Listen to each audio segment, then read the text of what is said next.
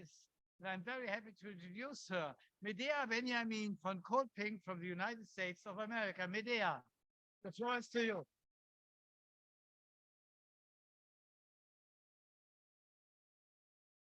Well, first I want to say I represent a women's peace group Code Pink, but also a coalition called Peace in Ukraine, which is about 100 organizations. We work very hard, but we also are very unsuccessful because there are so many obstacles to organizing in the United States. One of them is the media, which is terrible. We've had to resort to actually buying ads in places like the New York Times to get our opinion across.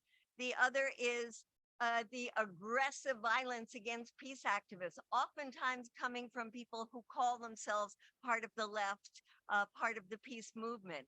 I've been traveling with a book to about 70 different cities. And as I've been on the book tour, the protests have been getting more and more aggressive, including the last one getting violent.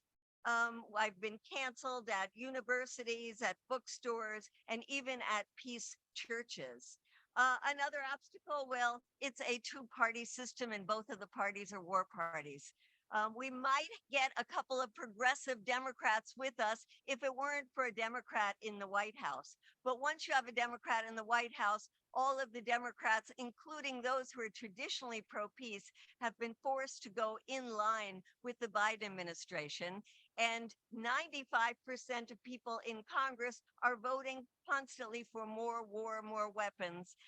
The 5% who don't, they're coming from the extreme right. So we've got a big mess. We've already given $114 billion of our tax money. In fact, while we were here at this conference, Biden announced another $2 billion to go to Iraq, mostly for weapons. So to Ukraine. So what are we doing? Well, we're trying to find that moral voice that can guide us. And that's why we're working with the US branch of the Fellowship of Reconciliation.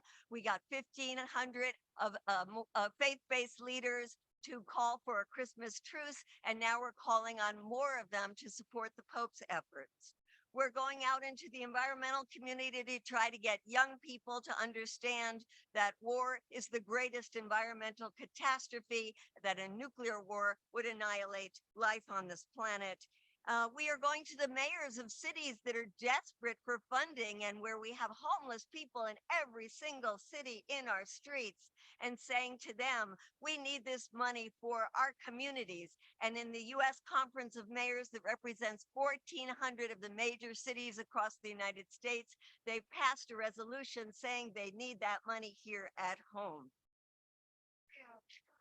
We also now have presidential candidates, not the mainstream ones, well, except for Trump, that are calling for an end to the war. The nephew of Robert F. Kennedy is also running for president, calling for an end to the war. Public opinion is changing. And finally, I want to say, we also believe in direct action, dogging the people who are supposed to represent us and don't. The last one being at a congressional hearing where our Secretary of State, Anthony Blinken, who is a terrible warmonger, was pushing the war.